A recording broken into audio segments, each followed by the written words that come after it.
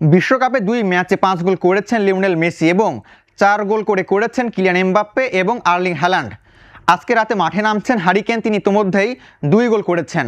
যদি ঘানার বিপক্ষে আর ২টি গোল করতে পারেন তাহলে কিন্তু তার গোল সংখ্যাও ৪টি হয়ে যাবে এবং রেকর্ড বলছে এবারের বিশ্বকাপে ৩৩ ম্যাচে ১০০ গোল পার হয়েছে, অর্থাৎ ১৯৫৮ বিশ্বকাপের পর থেকে দ্রুততম ১০০ গোলের রেকর্ড করেছে এবারের বিশ্বকাপ। ফলে প্রশ্ন উঠছে, আলোচনা হচ্ছে ৪৮ দলের বিশ্বকাপে কি গোল করা আসলেই সহজ হয়ে গেছে কিনা। যদিও আমরা বিশ্বকাপে দেখেছি স্পেন কেপ ভার্দের সঙ্গে ড্র করেছে, কঙ্গো পর্তুগালের সঙ্গে ড্র করেছে এবং আরও অন্যান্য যে খর্বশক্তির দলগুলো রয়েছে তাদেরও কিন্তু অনেকেই বড় দলগুলোকে টক্কর দিয়েছে, তাদের সঙ্গে হাড্ডাহাড্ডি লড়াই করেছে। ফলে প্রতি সপ্তাহে সর্বোচ্চবার বিকাশ পেমেন্টে ৫০ জন হবেন পেমেন্ট চ্যাম্পিয়ন। জিতে নিন টিভি সহ আকর্ষণীয় সব প্রাইজ। বলে দেওয়া যাচ্ছে না আসলে বা কোনো উপসংহারে আসা যাচ্ছে না ৪৮ দলের বিশ্বকাপ মানেই সেখানে গোল করা সহজ হয়েছে।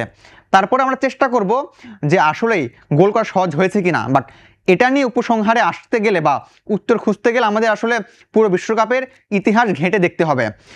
১৯৩০ সাল থেকে বিশ্বকাপ শুরু হয়েছে এবং সেই সময়টাতে অর্থাৎ শুরু থেকে বিশ্বকাপে গোল সংখ্যা কেমন হতো বা ম্যাচ প্রতি গোলের হার বা গোলের গড় কেমন ছিল এটা দেখতে কিন্তু আমাদের তাকাতে হবে।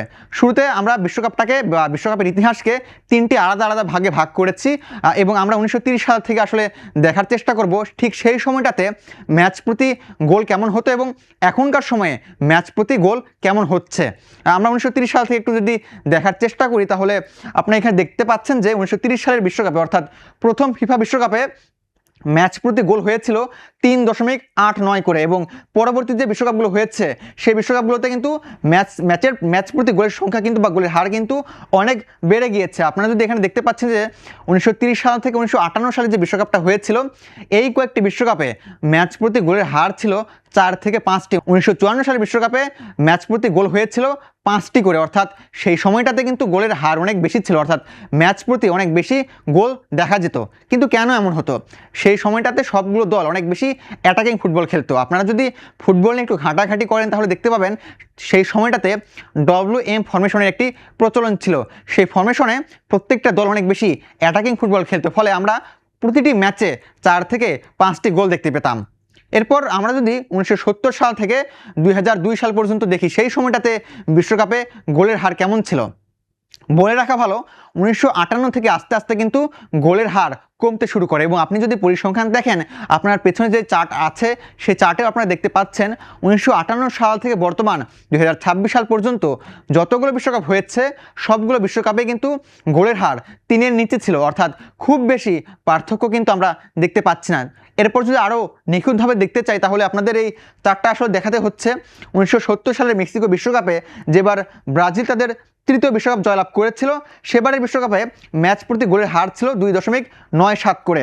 এরপর আমরা ১৯৭৪ সালে যেবার পশ্চিম জার্মানি বিশ্বকাপ জিতেছিল সেবার গোলের হার ছিল 2.55 করে এবং আপনি যদি ১৯৯৮ সালেও আসেন যেবার ফ্রান্স প্রথমবারের মতো ব্রাজিলকে হারিয়ে বিশ্বকাপ জিতেছিল সেবার গোলের হার ছিল 2.67, অর্থাৎ আপনি যদি এই চারটা দেখে থাকেন তাহলে আপনি দেখতে পাচ্ছেন কোনো বিশ্বকাপেই কিন্তু গোলের হার খুব বেশি বেড়ে যায়নি, অর্থাৎ গোলের হার খুব কাছাকাছি ছিল। এরপরে যদি আমরা ২০০২ থেকে বর্তমান যে ২০২৬ বিশ্বকাপ পর্যন্ত দেখি তাহলে সেখানে গোলের হার আসলে কেমন ছিল বা ম্যাচ প্রতি গোলের যে গড় সেটি কেমন ছিল।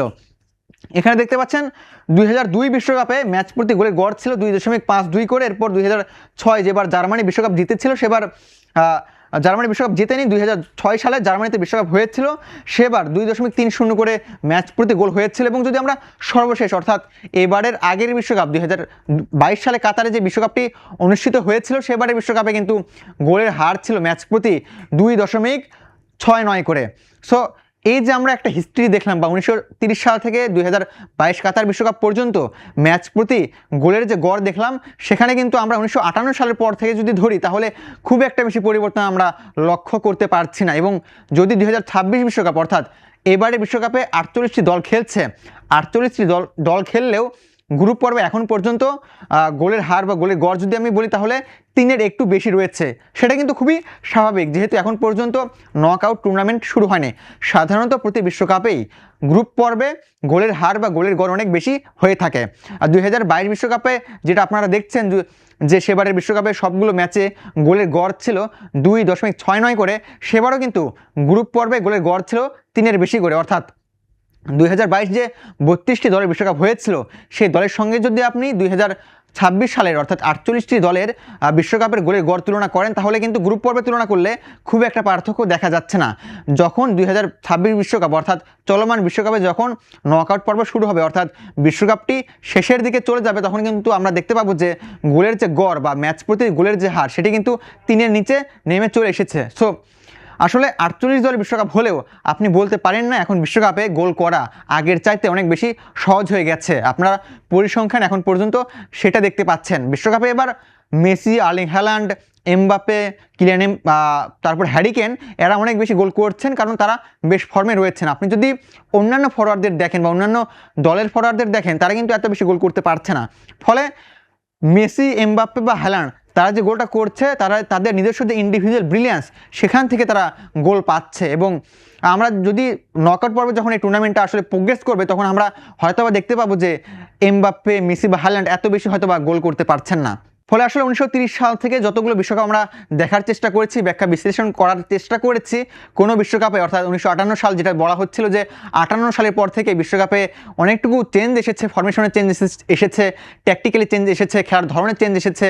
আগে অনেক বেশি স্লো ফুটবল খেলা হতো, এখন অনেক বেশি গতিময় ফুটবল খেলা হয়।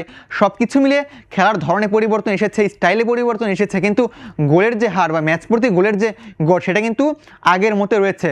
খুব সামান্যই পরিবর্তন হয়। আমরা যদি তুলনা করি তাহলে হয়তো বা 0.10 বা 0.20, 0.30 এর চাইতে বেশি কিন্তু পার্থক্য লক্ষ্য করা যাচ্ছে না। ফলে 48 দলের বিশ্বকাপে যে আসলে বিশ্বকাপে গোল করা সহজ হয়ে গেছে, এটা কিন্তু উপসংহারে আসা যাচ্ছে না বা বলা যাচ্ছে না।